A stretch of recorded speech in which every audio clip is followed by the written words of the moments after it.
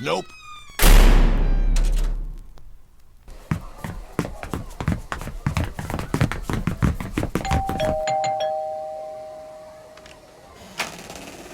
Trick or treat.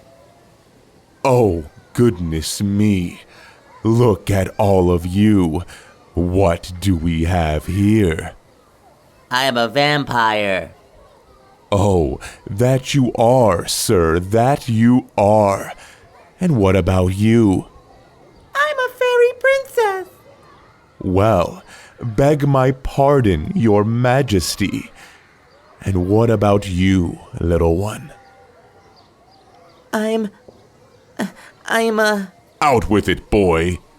policeman. Oh, a policeman. Very impressive indeed. Well, officer, I bet I know what you all want. Candy! Yay! Candy? Come now, children, you can do better than that.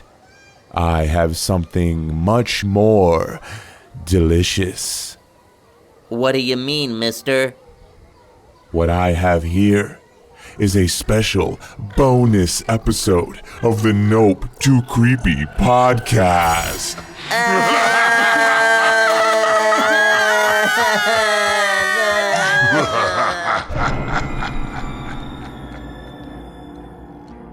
Hello, dear listeners, and welcome to a special bonus episode of the Nope Too Creepy podcast in honor of Halloween 2022. This episode will feature 2 stories of Halloween thrill seekers getting much more than they bargained for. And dear listener, if this episode ends and you still find yourself in search of more spooky goodness, please be sure to check out last week's episode, which featured the longest original story I've ever written. If you already heard it, then mosey on down to the Nope Too Creepy YouTube channel and check out the first ever on-location video I've made, where I not only give you the story of a local haunted cemetery, but I actually go there.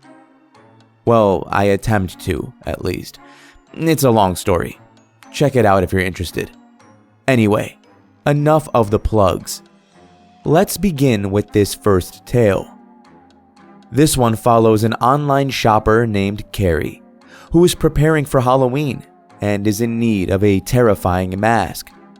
Well, she finds one, and let's just say Halloween may not be as fun as she hoped it would be. Written by Reddit user Zylenus. Damn, that's a dope name. Hopefully I said it right. Here is: I ordered a Halloween mask on Etsy, but it's frighteningly realistic.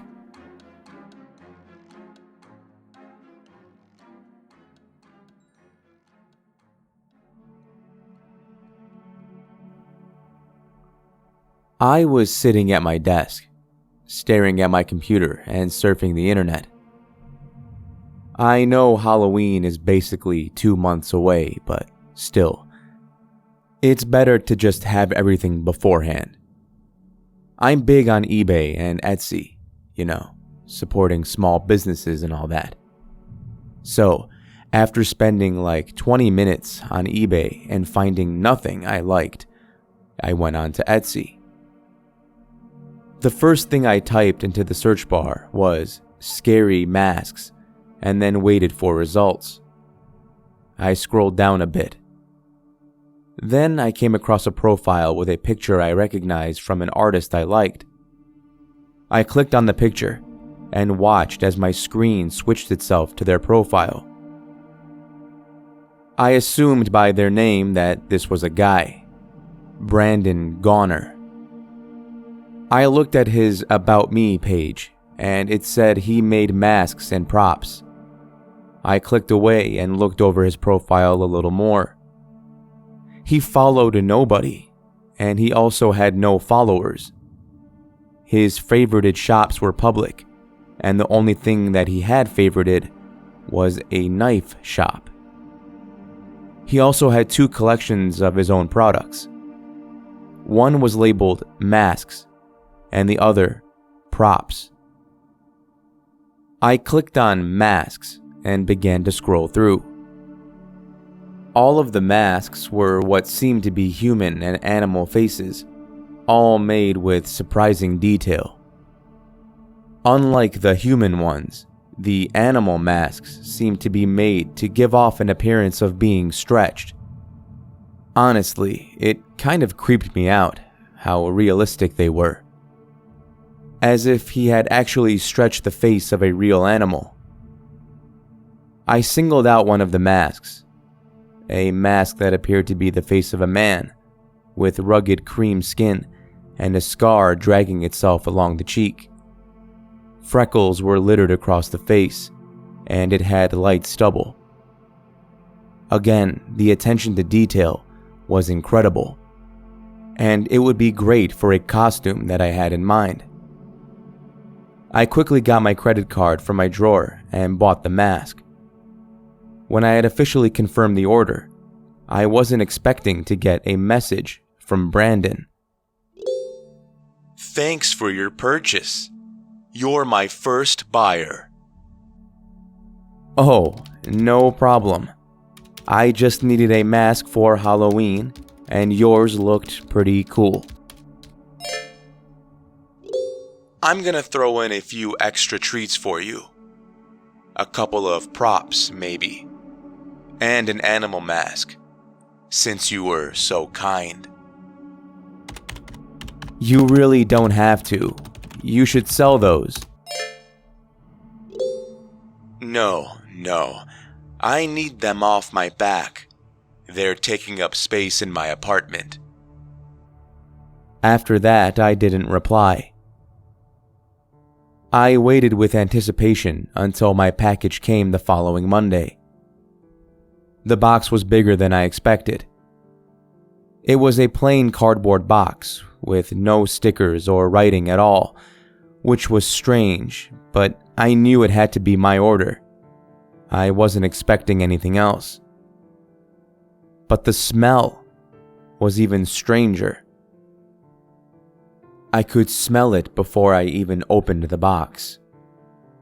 It was putrid and sour. I tried to breathe through my mouth, but I could taste it on my tongue, so I immediately closed my mouth. I sat down on my couch, package in my lap, and a knife by my side. As I drug my knife through the tape, my roommate came up behind me, his hand gripping the couch. "Hey, Carrie." He looked over my shoulder. "What is that?" I drug my knife through the rest of the tape and opened the box. "Oh, nothing. Just some stuff I got for Halloween." The mask I had originally ordered was on top of everything else. Nothing was wrapped, just lazily thrown on top of each other. I spotted a cat mask underneath my human one, making itself quite noticeable with its orange fur. I picked up the human mask and examined it. There were threads in the cheeks connecting themselves behind the face, which was probably so I could put it on and wear it just like a normal mask. I ran my hands over the cheeks and immediately drew back. It felt like real skin. Like my skin. "Freaky," Jaden said, leaning over the couch. "I know, right?" I said, turning my head to look at him. His mouth was turned down into a frown, and his eyebrows were furrowed. "That looks super real. What else is in there? You got props?" He reached over my shoulder and pulled out a human hand from the box, and then dropped it immediately.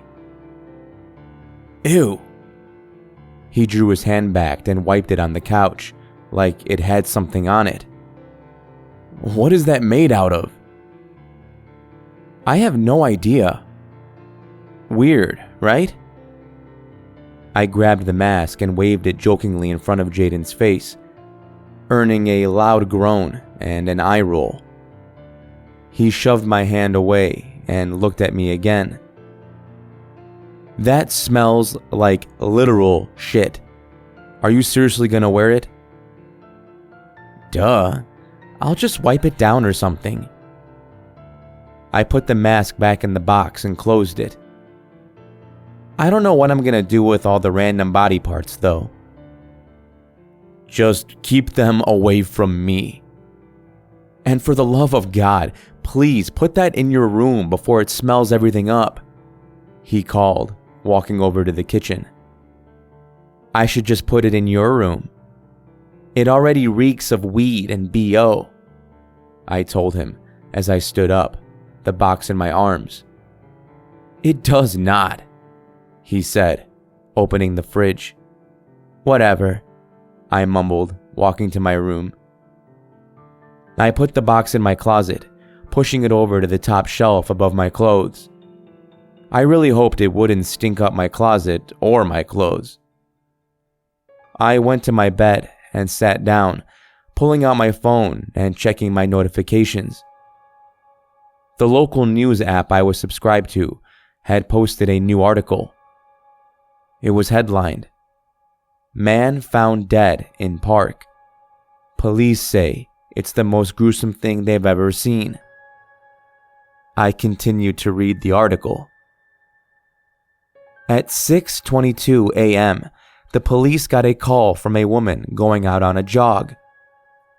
Upon the arrival of police, she claims to have spotted a leg poking out of a bush and went to check on whoever it may have been. She found that the leg was not attached to a body, prompting her to call the police.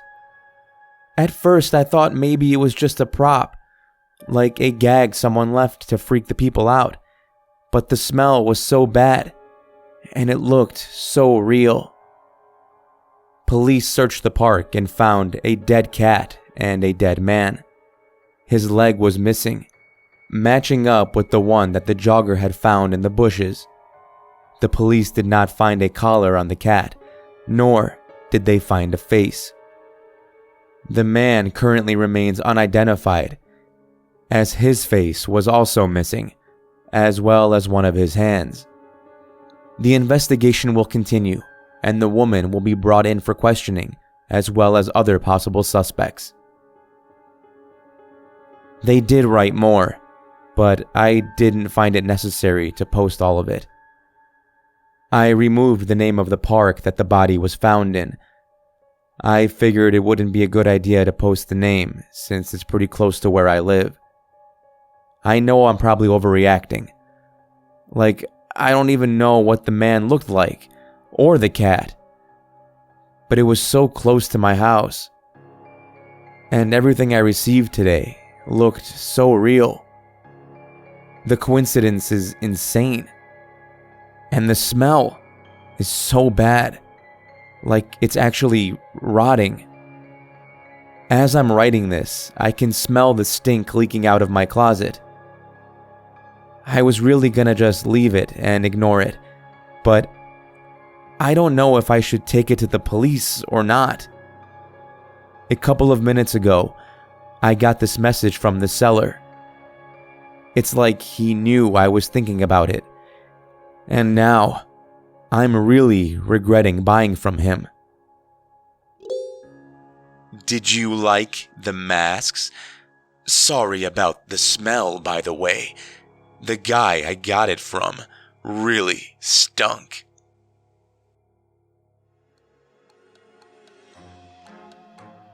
Oh, Carrie. Carrie. The warning signs were all there. And now your Halloween is ruined. But at least you might get over it in time. Unlike the young man in this next story. A grisly crime shakes the residents of a small, quaint town. Two best friends living in that town decide to venture into the woods to investigate the scene. On Halloween night, of course. Are they looking for answers? or just some cheap thrills for the night. Regardless, they find both, and neither will be the same ever again. Written by author J.G. Martin, aka Born Beach on Reddit, I present I Don't Celebrate Halloween Anymore.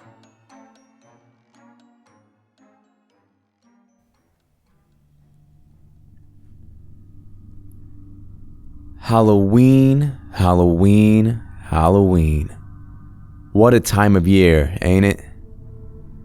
I still remember my first Halloween. My first real Halloween, mind you. Not the manufactured bullshit they shoveled down our throats year after year. I'm talking about All Hallows Eve. I'm talking about Samhain.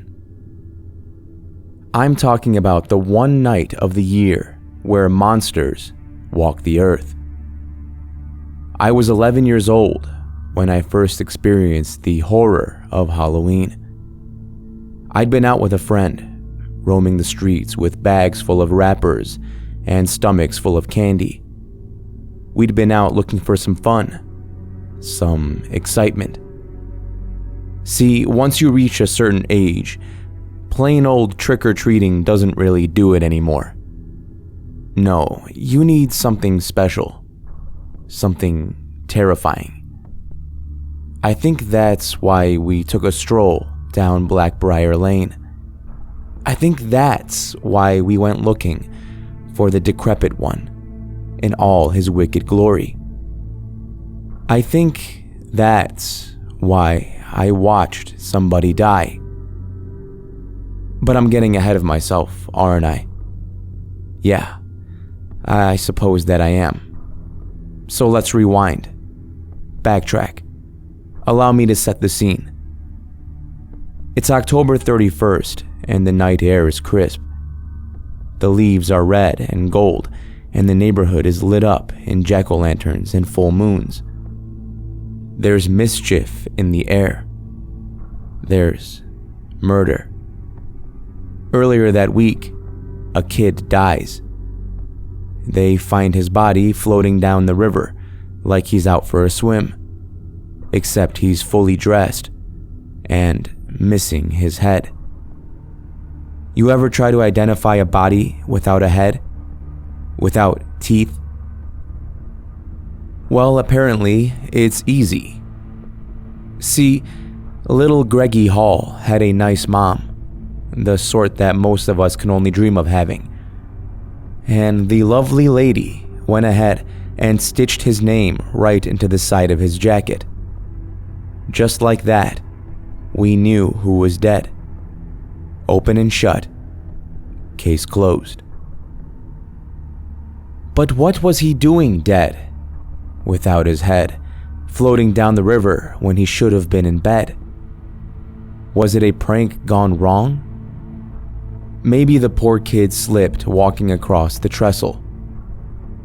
Or maybe, just maybe, somebody sick and twisted was out for blood, and little innocent Greggy was too good a target to pass up.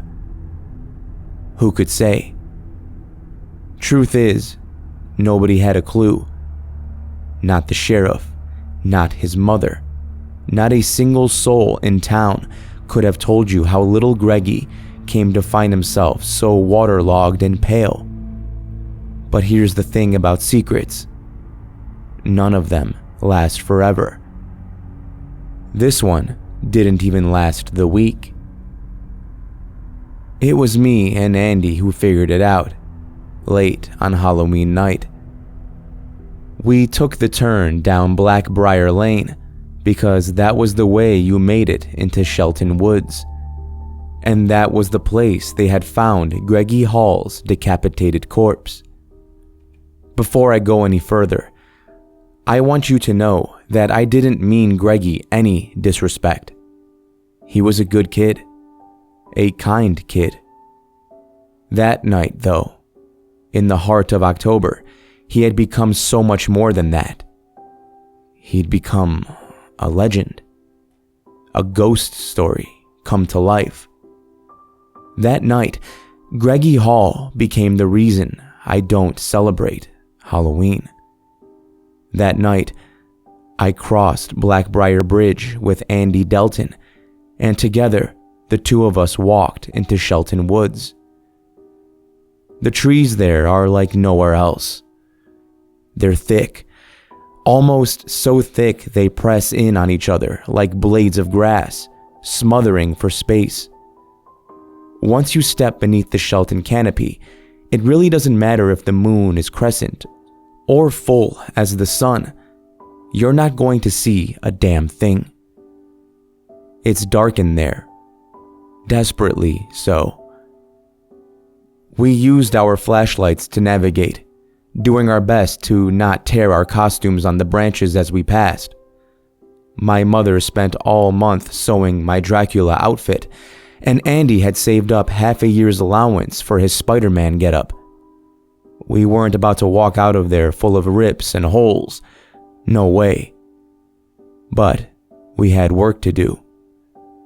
See, Andy and I knew something about Shelton that not the sheriff or Greggy's mother or even the pastor knew. We knew that Greggy Hall had been talking about hearing voices in the woods on the way home from school. We knew he'd seen something watching him from the trees. We knew all of this because his sister, Sally, was in our grade, and she told us about how religious their mother was, how fanatical. She told us her mother once convinced the pastor to drag Sally into those woods and perform an exorcism on her. She told us her mother's paranoia was starting to wear off on poor little Greggy. So, when Greggy started talking about hearing voices, seeing things, we thought it was just nonsense, make-believe. After all, he wasn't describing seeing a man, woman, or animal in the trees. He was describing a something, a monster. He was describing seeing a nightmare come to life, and even out here, in this little slice of nowhere on the edge of the map, we knew that monsters were not real. Or, at least we thought we did. But then, pop goes little Greggy's head, and the next thing you know, we're fast believers. So fast, in fact, that we brought the news straight to the police. Guess what happened then? They chucked our statements into a drawer and told us they'd look into it. First, the damn pastor wants to ban access to Shelton Woods, and now kids are saying it's haunted. We heard them laughing all the way up until the doors closed behind us. Town full of nut jobs. No, it was up to us. We thought about inviting Greggy's sister along, but we knew she wanted time alone. Time to mourn her brother, and that was fine by us. This whole thing, this little investigation of ours, was just a scouting mission anyway. We weren't expecting to encounter the creature that stalked Greggy Hall from the trees. We weren't expecting to fight for our lives. But then, these things rarely go according to plan. We spent an hour roaming Shelton before we realized we were lost. We'd been trying to follow the river, but at one point, Andy swore he heard muttering coming from over the hill, and so the two of us clambered up it to investigate.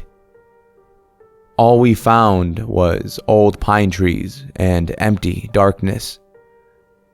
We turned around to circle back, but the river was gone, vanished. We did our best to retrace our steps. We even followed our noses, hoping we could smell the stink of the town sewage that ran into the river. But it was no use. The river was lost, and so were we. We walked for 10, maybe 15 minutes, before the sounds of the forest died. The shifting of branches, the pitter-patter of rodents darting across the dirt, the buzz of mosquitoes, and even the trill of crickets all turned to silence. It was like somebody had hit the switch on a stereo. Instant quiet.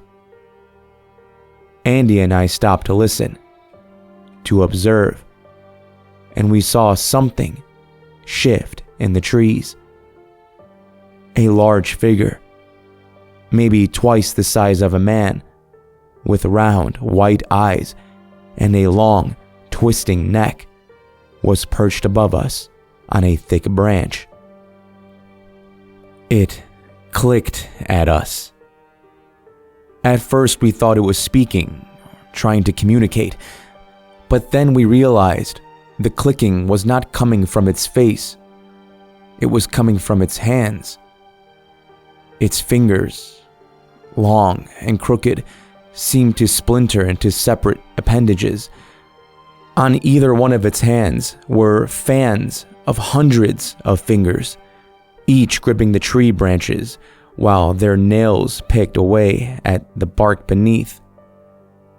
That picking was making the clicking sound. Its fingers were. Andy tried to speak to it. He tried to ask what it was doing here, to ask whether or not it was the thing that killed poor little Greggy Hall, as though there were any doubt in our minds. At that moment, the monster's fingers gripped the branch with such force that the entire thing snapped in two. The creature began plummeting to the earth like a giant, and I thought maybe our work would be done and gravity would put an end to it. But it let out a shrill shriek and flapped its many-fingered hands like wings and pressed itself up into the air. It shrieked again, and its eyes, once white and round, became an acid painting of colors, horrible and bright and anguished. There weren't any reds or purples or greens.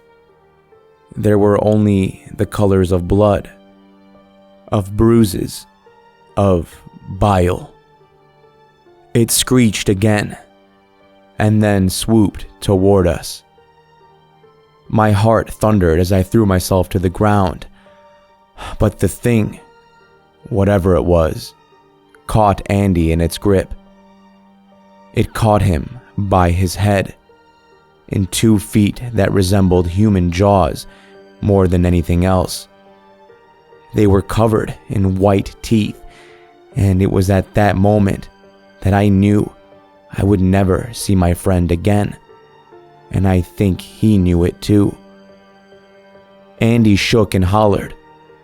He screamed and shouted, but all of it was only for the span of 6 seconds, because not a moment later, the thing clenched its jaws, its feet, causing Andy's head to split open like a jack-o'-lantern, his insides splattering me like a water balloon. I had to go. I turned, running full tilt from this thing. I didn't know where I was running. I didn't even know if I could reasonably run anywhere that this monster couldn't reach me. But I knew I had to try. I had to. Because if I didn't, I would end up just like Andy. Just like Greggy. As my feet pounded the earth, my heart pounded my chest. I ripped off my Dracula cloak, terrified of it tripping me up on an errant rock, and doubled over as my lungs burned. I'd never run so hard in my life, never so fast. And it wasn't enough, not even close. With a beat of its finger wings, the beast crashed down in front of me. It towered above me, standing over 9 feet tall, with its terrible technicolor eyes, swirling like promises of violence. Looking for me?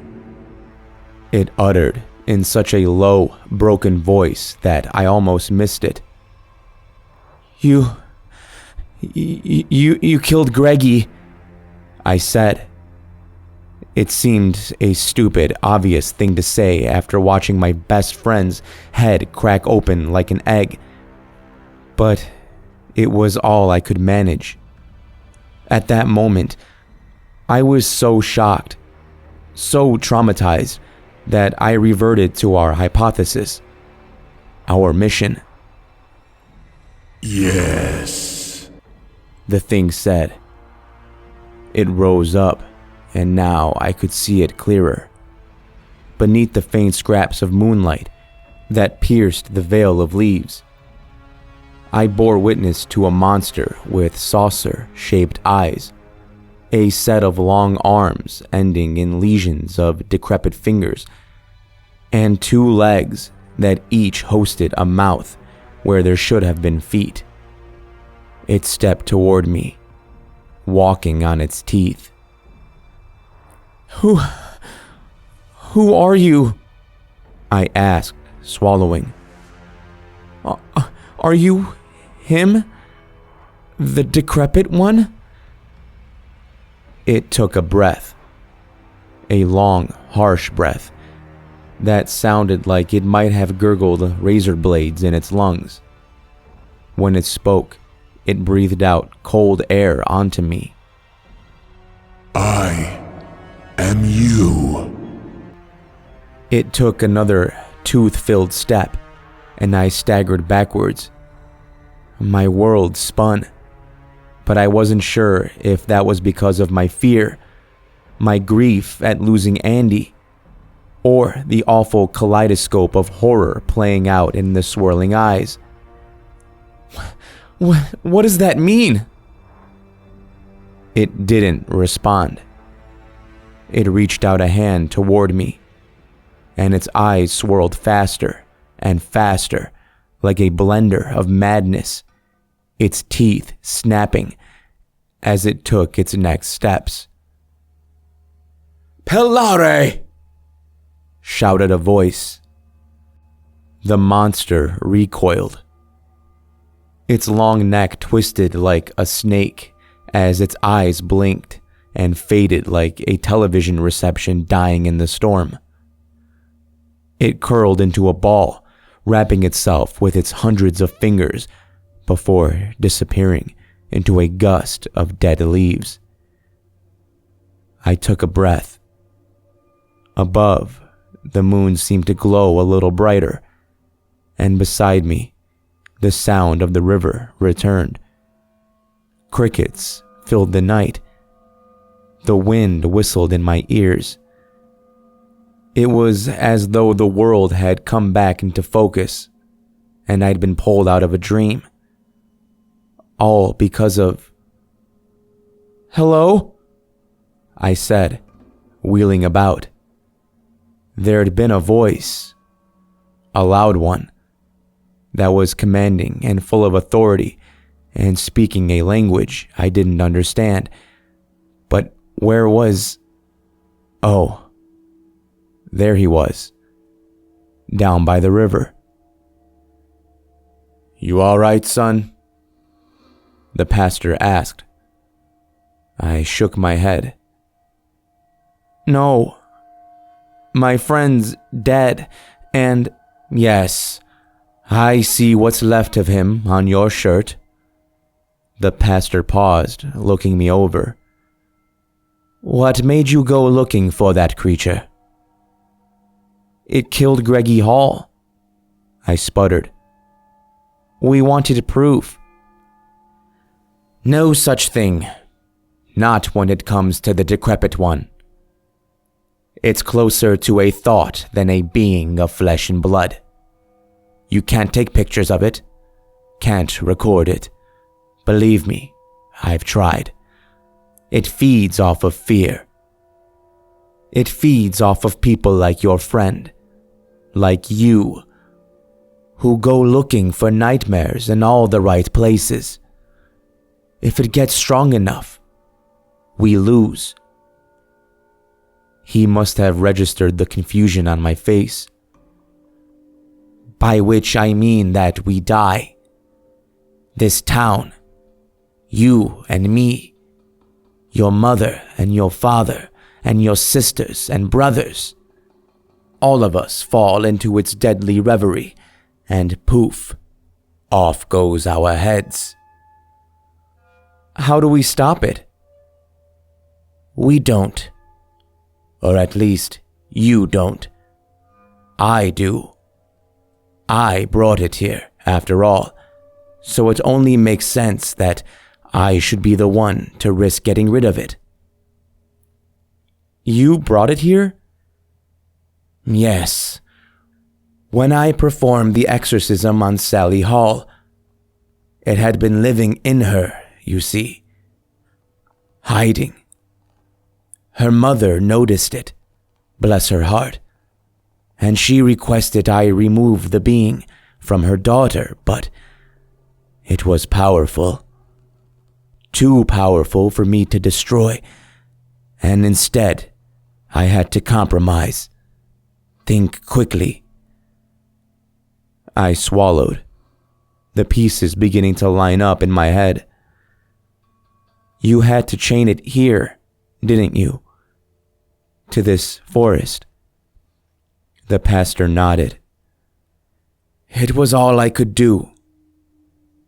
He sighed, put an arm around my shoulders, and told me that he'd walk me home. He explained that after what happened to Greggy, he had been petitioning the mayor to block access to Shelton Woods out of respect, to have it marked as a burial ground, a memorial. He told me there had been some pushback at the time.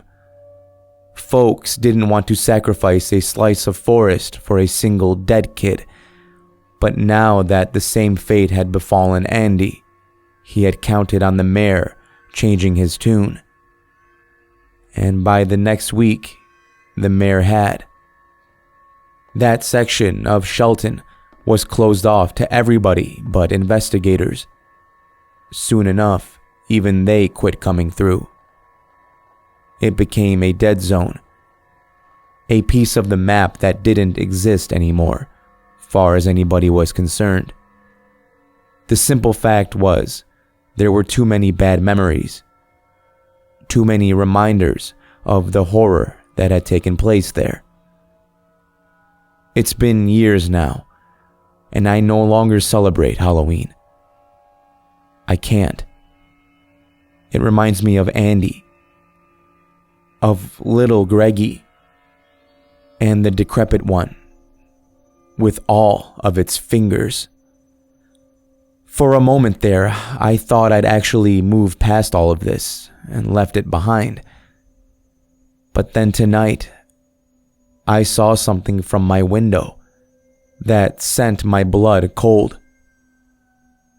Amidst the shifting clouds of the black Halloween sky, framed in the light of the moon, was a large bird.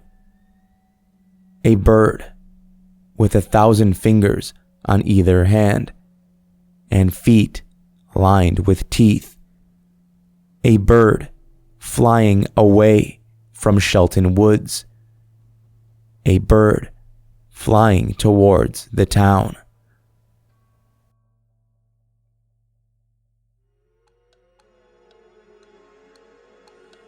Thank you for joining me in the Halloween 2022 episode of the Nope Too Creepy podcast. If you're interested in learning more about the authors, links to connect with them can be found in the show notes. Oh, and the author of the second story, J.G. Martin, has a book on Amazon titled Crooked Antlers. If you want to check it out, a link for that will also be provided. Before we go, I just want to wish everyone a happy, fun, and safe Halloween weekend. Remember to keep your wits about you. Always be aware of your surroundings, keep an eye on your friends and loved ones. And, like I tell you every year, stay hydrated. 1 water for every adult beverage, and you'll be fine. Probably. Until next time, this is your host, Dan David, reminding you all to stay safe out there. I'll be seeing you in the next episode. Happy Halloween. Nope.